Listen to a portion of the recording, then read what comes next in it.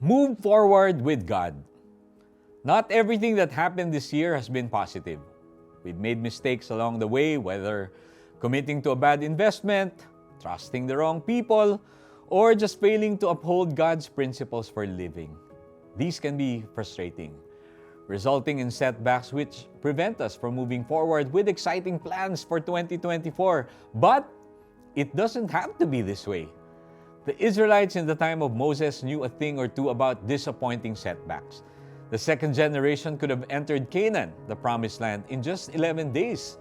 But because of their parents' disobedience, they weren't delayed by just 1 year. Instead, they were delayed by 40. They wandered the desert for 40 years as a punishment for something they weren't even responsible for. Nanghinayang kaya sila? Siguro. Ang bilis lang sana ng paglalakbay nila kung sumunod lang sila sa Diyos. That's why Moses commanded the second generation to set up an altar of stones containing all of God's commands as they went to the promised land. This altar of remembrance would remind them to obey the Lord so they wouldn't have to experience the consequences of disobedience, like what happened to their parents. Yes, disappointments and missed chances can hurt.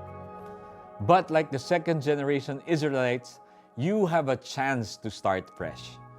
Commit your life to the Lord who loves you and learn from your mistakes while also fulfilling His best plan for your life. Let's pray.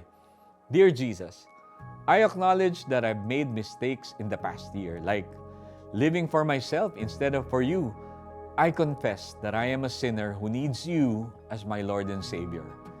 I surrender my life to you.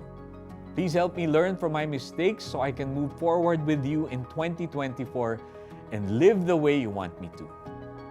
In Jesus' name, Amen. Move forward with God by acknowledging Him as your Lord and Savior. As you prepare to write your New Year's resolution, isama mo ang pagsunod sa Kanya sa plano mo. At isusulat ninyo roon ang lahat ng mga batas na ito.